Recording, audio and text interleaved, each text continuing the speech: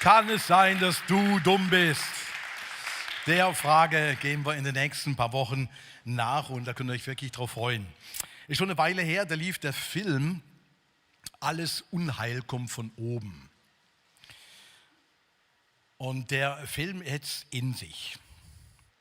Das Schicksal scheint es in sich zu haben. Es geht um Seth Warner. Seth Warner scheint wirklich gebeutelt zu sein von diesem Schicksal. Ein Badetag am Meer endet mit dem Tod seiner Frau. Und auf dem Dach seines Apartmenthauses richtet er sich enttäuscht, bitter an Gott. Er will wissen, warum er von Gott betrogen worden ist, an den er immer geglaubt hat, den er immer in Ehren gehalten hat. Und Gottes Antwort scheint darin zu bestehen, dass durch einen Blitzschlag sein Hund getötet wird. Aber damit nicht genug. Es geht weiter. Wenig später zerstört ein Wirbelsturm Seths Haus und völlig demoralisiert dämmert Seth nun dahin und beschließt schließlich, sich das Leben zu nehmen. Und ihr ahnt es schon, auch das geht schief. Er wacht im Krankenhaus auf und er fühlt aus unerklärlichem Grund, irgendwie Gottes Zorn ist auf seinem Leben. Und völlig am Ende seines Lebens landet er zum Schluss in seinem Haus von seinem zynischen Schwager, er ist Cop, Harry, und dessen Frau Rachel. Und da entwickelt Seth einen bizarren Plan, um sich an Gott wirklich endlich mal eine Antwort zu erhalten und wie zu rächen sagen, ich will eine Antwort. Und er will Gott unter allen Umständen unter Druck setzen. Mit der festen Absicht damit will Seth systematisch ab dem Tag jedes der 10 Gebote brechen. Bis er irgendwann eine Antwort hat von Gott, warum um alles in der Welt ist das so schief gegangen. Sein nicht so frommer Schwager eben, Harry, verspottet ihn. Und er sagt ihm in dem Film, look, Seth, ich lebe, wie ich will. Ich verdiene gut Geld. Ich bin an sich erfolgreich in meinem Job. Und in deinen Augen sündige ich jeden Tag 10 Mal. So what? Und mir geht's mit Verlaub gut. Saugut geht's mir. Seth, du hingegen, macht Väter denn weiter, du glaubst an Gott. Verlierst deine Frau, verlierst dein Haus, verlierst all dein Geld, liegst mir auf der Tasche, wohnst bei uns daheim und du nervst, aber du glaubst weiter. Und mit Verlaub, wenn man dich so anschaut, dir geht's schlecht. Besser gesagt, sau schlecht. Kann es sein, dass du dumm bist? Mir geht's gut. Kann es sein, dass wir dumm sind? Dass du an dem Sonntag hier meist oder Livestream dabei bist oder wenn du das Video schaust, kann es sein, dass du dumm bist, so viel Zeit dafür zu investieren, mit so vielen anderen zusammen zu sein und an Gott zu glauben, die Bibel irgendwo ernst zu nehmen, eventuell sogar an Wunder zu glauben, wenn wir das eben wie miteinander gemacht haben für eine Person, die ins Spital geht. Oder an Frieden glauben, wie wir letzte Zeit öfters hier miteinander für gebetet haben. Look, der Glaube also als Schutzimpfmaßnahme gegen das Böse scheint ja nicht ganz so zu funktionieren. Das sagt auf jeden Fall Harry seinem Schwager Seth. Also warum? Warum weiter glauben? Warum weiter so eine Bibel, Jesus Christus irgendwo ernst nehmen, sich damit auseinandersetzen? Wozu? Leute, die Frage ist mir in den letzten 40 Jahren zigmal gestellt worden. Zigmal haben Leute gesagt, ja warum? Wozu? So what? Was soll das Ganze? Noch gar nicht so lange her, da entgegnete mir mal einer, sagte, look, rein marktwirtschaftlich betrachtet ist das Geschäft mit dem Jesus ja an sich das beste Geschäft in der Welt. Wir haben zig Kirchen, 37.000 Denominationen rund um den Globus. Wir haben christliche Firmen, wir haben Sekten überall und jeder hat so die Ansicht, so wir sind die monopolistischen Lizenzträger der Botschaft von Jesus. Wir haben das Exklusivrecht, Jesus zu vermarkten. Das ist ein sehr gutes Geschäft. Der Markt blüht. Und manche hoffen wahrscheinlich, hoffentlich kommt Jesus nicht wieder mit der Peitsche wieder umher und jagt all die Händler aus dem Tempel heraus. weil das Geschäft blüht ja nun wirklich, hielt er mir entgegen. Es wimmelt von aller Art christlicher Produkte, Leute. Lizenzen mit Liedern, mit Büchern, mit Filmen und so weiter. Da werden Millionen mitgemacht, Leute. Es gibt sogar christliche Versicherungen, viele Immobilien, billige Mitarbeiter. Das ist ein fantastisches Geschäft. Worldwide. Es funktioniert. Und er hielt dann zum Schluss noch dagegen, sagt, mittlerweile, er ist sprachlich sehr gewandter Mensch, sagt, look, mittlerweile sind ja wahrscheinlich weltweit so viele Original-Holzsplitter vom Kreuz Jesu verkauft worden, da könnte man eine Arche Noah mitbauen. Ne? Also das ist ja Wahnsinn. Ne? Schluss, es geht letztlich doch nur um Macht und Geld. Es geht nur um Macht und Geld, auch bei dem. Kann es sein, dass du dumm bist? Und wenn man dann noch so als Krönung in der Batz-Ausgabe vor Ostern ein Zitat von dem Mann Peter Bixel, dem Schriftsteller, denn liest, wo denn da drin schreibt, die Lehre jenes Jesus von Nazareth ist eine Soziallehre. Sie taucht weder gegen Grippe noch gegen Schlaflosigkeit, weder gegen Alkoholismus noch gegen Drogensucht. Und dann in dem Artikel noch der russisch-israelische Literaturwissenschaftler Josef Klausner zitiert wird, der dann gesagt hat, Christsein ist eine unpraktische Ethik. Es taugt nicht für die reale Welt. So, das haben wir es. Warum seid ihr so dumm? Sitzt hier, schaut zu. Warum? Look, und die Frage werde gestellt. Und es wäre dumm, sich den Fragen nicht zu stellen. Und wirklich zu überlegen, ja, warum? Ich habe darüber hinaus in den letzten 10 Jahren, 10, 12 Jahren, eine ganze Reihe von lieben Menschen erlebt, die zum Teil mit mir sogar Theologie studiert haben, zum Teil hier in unserer Kirche waren, zum Teil im Umfeld waren, die irgendwann diesen Jesus ernst genommen haben, Bibel eben gelernt haben, gelehrt haben, sogar als Pfarrer unterwegs waren und dann mittlerweile entdeckt haben, irgendwo ist ihr Glaube an diesen Jesus oder an der Bibel oder auch Kirche, sie haben das mehr und mehr hinterfragt und Dinge entdeckt, die irgendwo nicht mehr kompatibel sind mit ihrem Leben und dann Stück für Stück irgendwo dekonstruiert haben. Es passt nicht mehr so ins richtige Leben hinein, wie ich glaube, und irgendwo ist das Stück für Stück dann abgelegt worden. Und die Dekonstruktion war dann wie ein Umbau. Ein Umbau von dem, was ich bisher geglaubt habe, so an meine eigene Lebensbiografie. Was alles so eben nicht mehr so funktioniert, denke ich, das glaube ich, das passt doch nicht mehr in mein Leben herein. Und mancher hat dabei erleben dürfen, dass die Dekonstruktion wie eine Befreiung war. Endlich von so komischen Glaubenssätzen, wo er dachte, das funktioniert nie im Leben, in meinem Leben.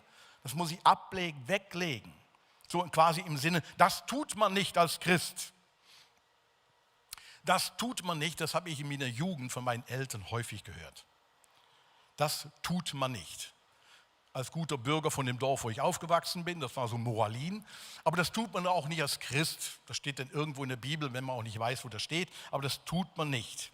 Das tut man nicht. Als ich dann so 15, 16, 18 war, kam so eine innere Stimme in mir, hör, das tut man nicht, ja, das wollen wir doch erst mal sehen. Das machen wir jetzt mal extra anders. Und viele von denen in den letzten 10, 20 Jahren kennengelernt, genau mit demselben Reflex. Das wollen wir doch mal sehen, ob man das so nicht tun kann. Doch, das machen wir jetzt mal anders.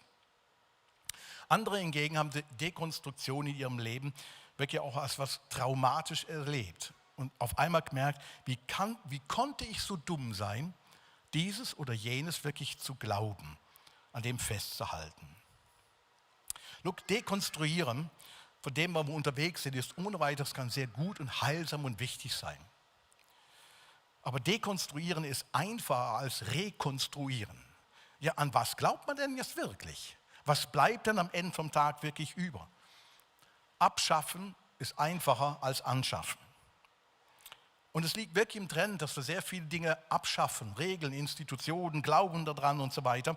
Und nochmals, ich finde es gut und richtig, wenn man Dinge hinterfragt, prüft, durchdenkt, Altes durch Neues entsetzt, sogar Leitplanken abbaut. Aber was kommt denn danach?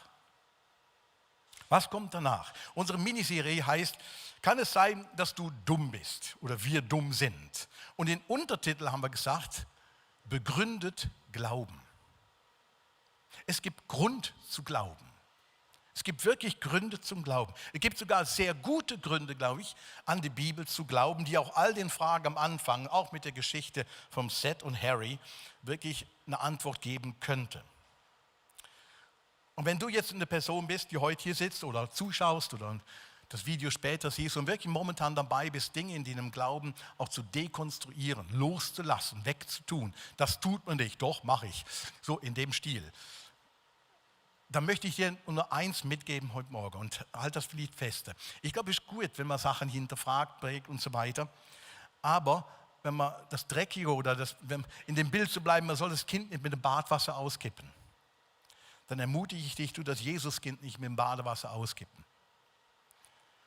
Dreckiges muss weggespült werden. Dinge, die nicht mehr stimmen, müssen weg sein. Dekonstruiere so viel, wie du willst, aber schütt diesen Jesus nicht aus.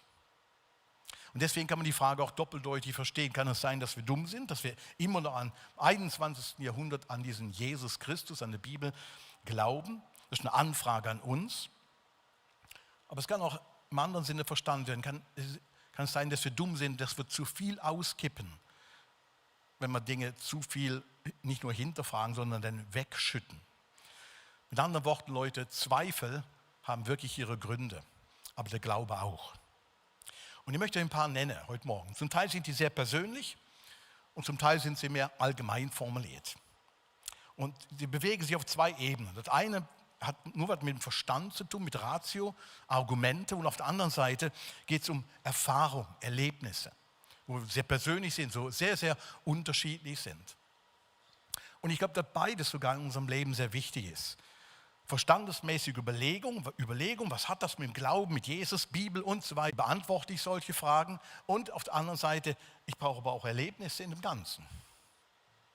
Look, wenn du nur von Erlebnissen lebst in deinem Glauben und sagst, look, wir fangen so eine Celebration wie heute an, Praise, und die Stimmung ist toll und geiles Feeling und so weiter und alle finden das toll und du gehst hier pumped raus und das ist eine Scheißwoche.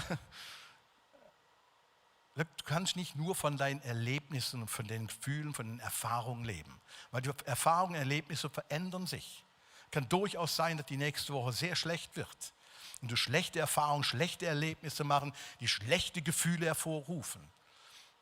Und wenn dein Glaube nur von den Erlebnissen, von den positiven Erlebnissen lebt, dann wird es ins Wanken kommen, wenn auf einmal das Leben sich wendet. Sturm in deinem Leben aufzieht, Unfriede auflebt, Krankheit hineinkommt. Es kann nicht nur von Erlebnissen leben, aber es kann auch auf der anderen Seite nicht nur vom Verstand leben, von Argumenten. Wenn der Glaube nur vom Verstand lebt, ich habe nur Argumente, das und dies und jenes und das spricht alles dafür, aber ich mache nie ein Erlebnis, eine Erfahrung damit. Look, dann wird es irgendwann mal ein intelligenterer kommen und dir all deine verstandesmäßigen Überzeugungen irgendwo dekonstruieren und sagen, jo, das verhebt aber nicht wirklich, weil das lässt sich ja gar nicht alles nur logisch erklären, das mit dem Glauben und so weiter. Es braucht meines Erachtens eben beides, vom Verstand und auch von Erfahrung. Und ich möchte mit dem weitermachen. Look, was gibt für mich? Für mich sind so ein paar verstandesmäßige Dinge extrem wichtig, warum ich glaube. Und ein Punkt, warum ich glaube, ist die Existenz von uns Menschen. Und wie die Bibel über uns Menschen schreibt, finde ich, das spricht für einen persönlichen Gott. Ich finde ganz erstaunlich. Look, über Generationen hinweg ist bei uns immer der Glaube genährt worden, dass man durch Androhung von Strafe und Durchführung von immer härteren Gegenmaßnahmen am Endeffekt irgendwann Frieden kriegt oder Meinungsverschiedenheiten sich ablegen lassen. Und wenn man ganz realistisch in die Welt schaut, heute, hat das jemals funktioniert? Dass auf Gewalt wieder Gewalt kommt, dass das hinterher zum Frieden und zur Beilegung von Meinungsverschiedenheiten geführt hat? Aktuell, Palästina, Israel. Hat es jemals dazu geführt, dass wenn einer schlägt, der andere zurückschlägt, es hinterher besser wird?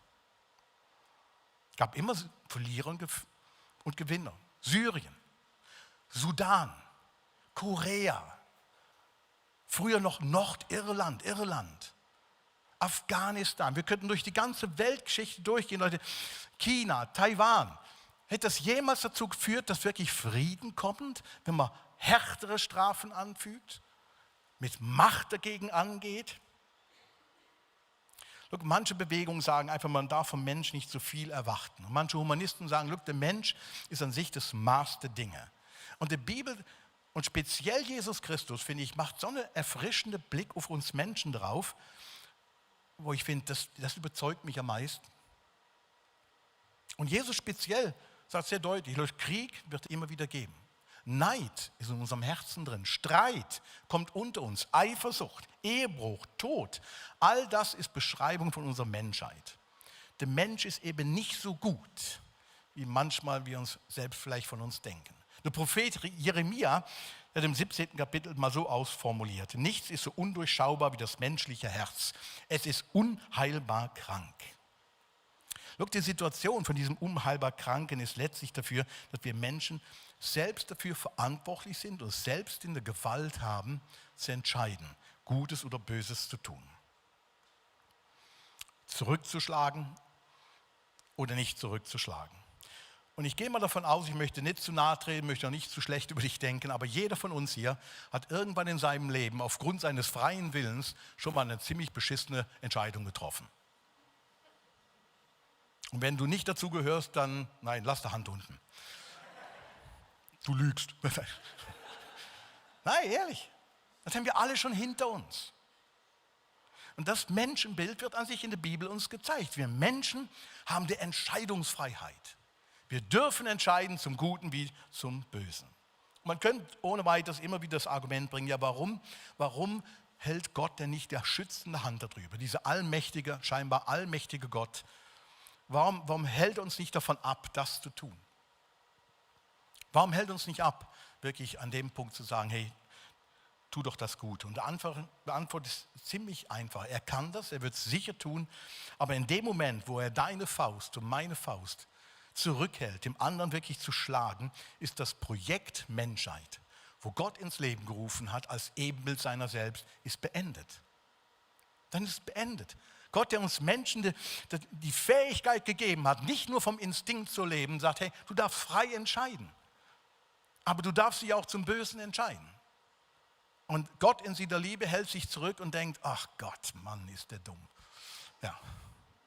Und alle, die von uns hier Kinder haben und die schon ein bisschen größer sind vielleicht, die kennen das. Du musst irgendwann deine Kinder laufen lassen und dann treffen die Kinder Entscheidungen, wo du denkst, ja, kann man machen. Das sollte man nicht machen. Kommt echt Kacke raus. Aber sie sind deine Kinder, sie sind erwachsen, sie müssen selbst entscheiden und sie müssen dann ihre eigenen Erfahrungen machen. Und manche fahren mit 100 Sachen genau vor der Wand. Aber das ist das Projekt Menschheit, wo Gott gesagt hat. In dem Moment, wo Gott dich davon abhält, dich frei zu entscheiden, aus Liebe frei zu entscheiden, verlieren wir die Fähigkeit, eben zu denken und zu handeln als freie Menschen. Aber es gibt noch mehr Gründe, wo ich finde, die sprechen wirklich für einen Glaube und an dieser Bibel sogar festzuhalten. Da, wo es noch mehr Glaube braucht, als, wie ich gerade ein bisschen erwähnt habe, ist an sich die Sache, dass man an einen persönlichen Gott glaubt.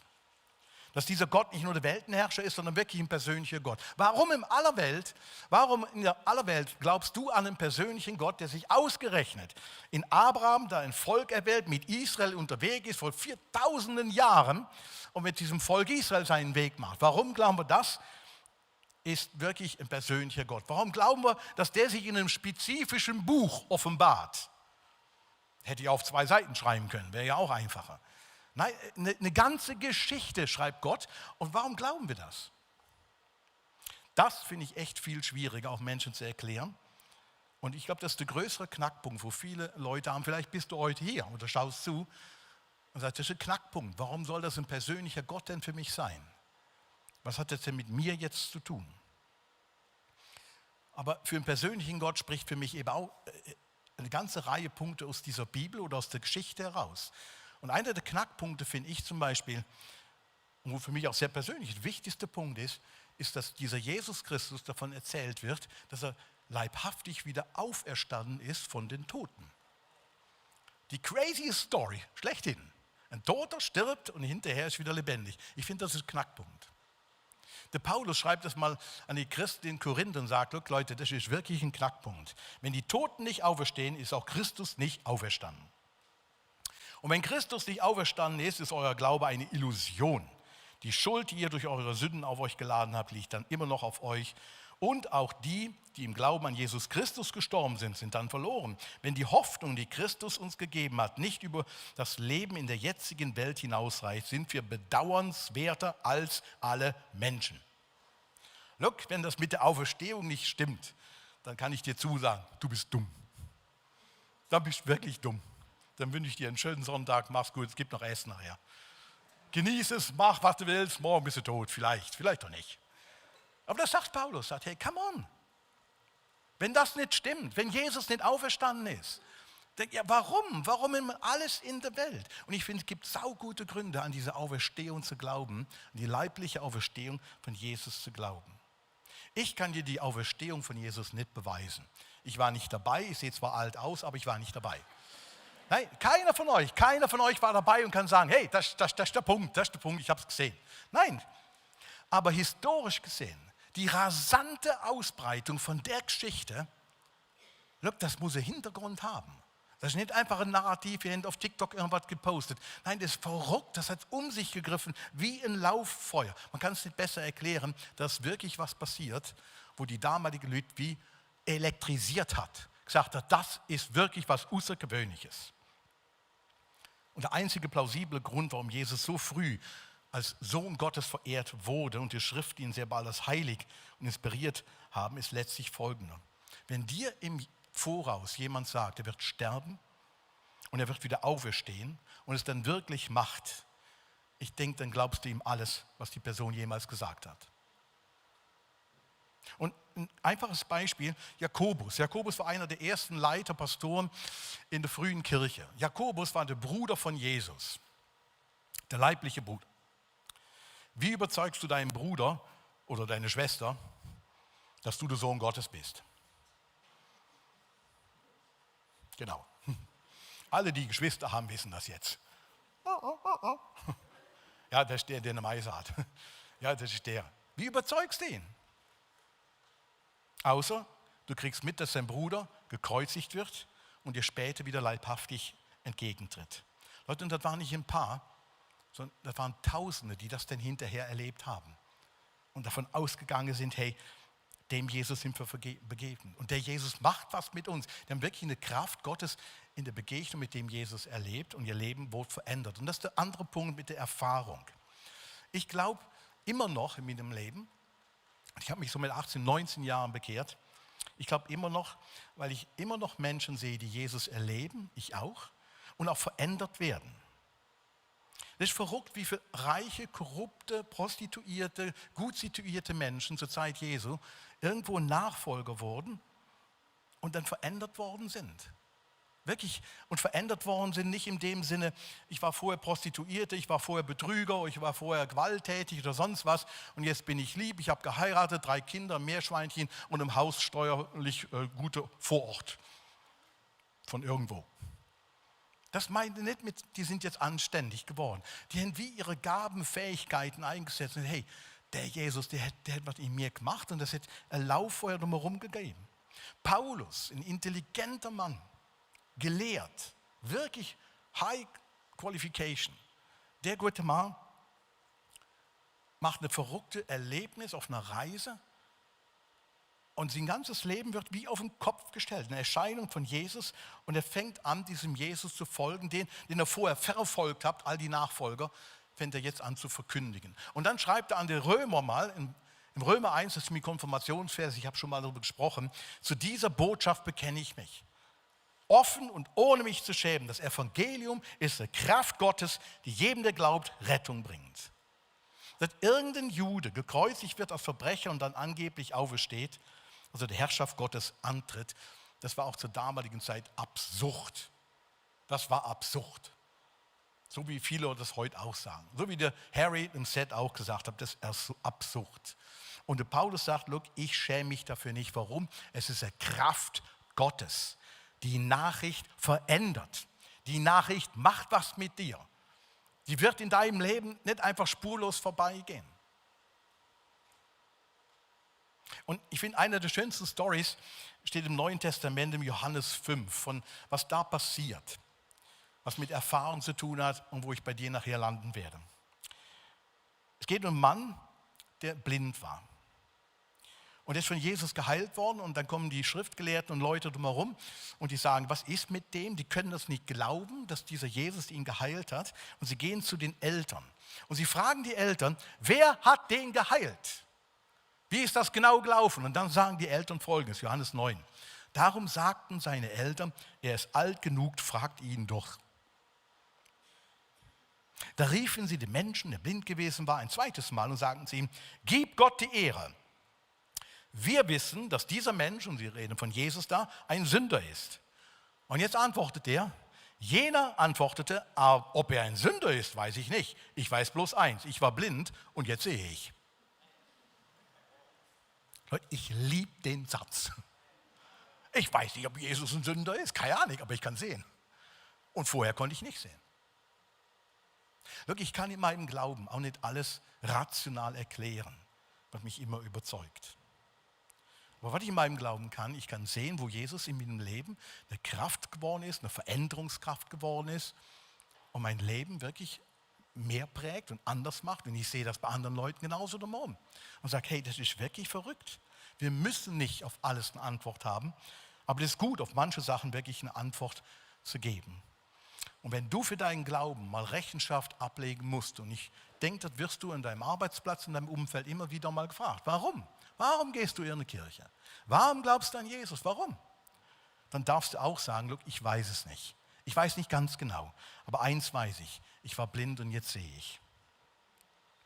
Und ich bin selbst in einer Familie aufgewachsen, bürgerlich, neutral, ich habe das schon mal erzählt und ich habe mich so mit 18, 19 entschieden auf eine Jugendveranstaltung und mein Leben hat sich nicht vollkommen radikal verändert. Mein Umgang mit Frauen ist anders geworden und mein Umgang mit Geld ist anders geworden und nach ein paar Jahren auch mein Umgang mit Rauchen und so weiter.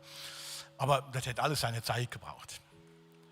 Aber was denn wirklich in meinem Leben mehr Fuß gefasst hat, ich habe dann ein paar Jahre in so einer Gefängnisarbeit mitgearbeitet und habe da mitgewohnt, so einer Wohngemeinschaft. Und in der Wohngemeinschaft waren wir so 10, 12 Leute und davon waren 8 bis 10 waren dann Leute, die kamen als jugendliche Strafgefangene, die kamen mehrheitlich aus der JVA Siegburg in Deutschland, Nordrhein-Westfalen. Da waren Mörder drunter, Drogesüchtige, da waren Sexualtriebtäter drunter, Kleinkriminelle, alles Mögliche, mit der Idee, gemeinsam zu wohnen, um dann wieder einen neuen Lebenstritt zu kriegen, wie eine Möglichkeit zu bekommen, sich zu resozialisieren. Und was wir versucht haben, ist, den Menschen immer wieder auf dem Weg aufzuzeigen, so könnte man anders leben, als erweiterte Familie. Aber die Kraft dazu, zu dem anderen Leben, da haben wir auf Jesus verwiesen. Also er mich auf Jesus zeigen. Wir haben nicht die Kraft. Und ich vergesse wirklich nie, die Weihnachtsfeste, die wir dann gemeinsam gefeiert haben. Ein Riesentisch, 15, 20 Leute am Tisch und jeder beschenkte jeden mit irgendeiner blöden Kaffeetasse oder irgendwas, wo die Welt nicht braucht. Aber zum allerersten Mal macht man ein Geschenk und findet, wow, das ist toll. Und die Weihnachtsfeste, an Heiligabend, wo wir erzählt haben, zurückgeblickt haben auf das letzte Jahr, wenn dann ein Mörder dir gegenüber sitzt und sagt, doch, ich glaube, da ist dieser Gott, dieser Jesus, meine Wut ist weniger, ich habe weniger Hass, da macht was in mir. Und so eine Storys zu hören, das ist crazy, Leute. Das ist crazy zu hören. Und das passiert heute auch noch. Das passiert heute auch noch.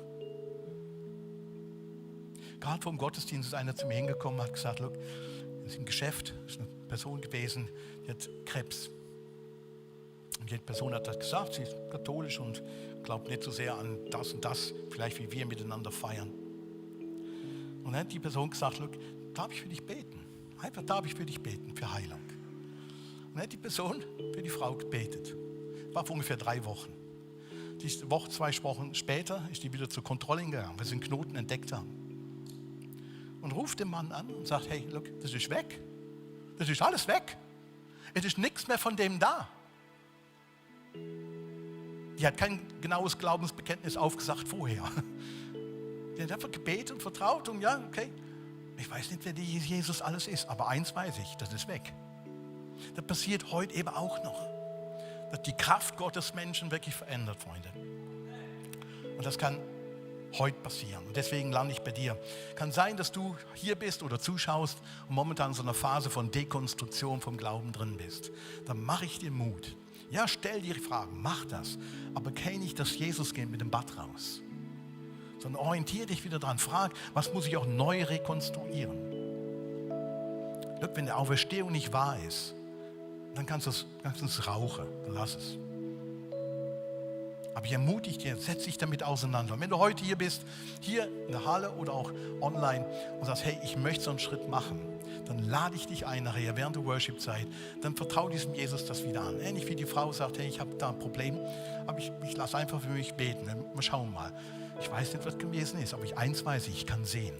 Ein Gebetsteam ist hier vorne, du kannst da hingehen. Und wenn du zum ersten Mal Jesus so eine Hand reichen möchtest und sagst, ich vertraue dir, dann mach das heute. Mach das hier, mach das online im Video.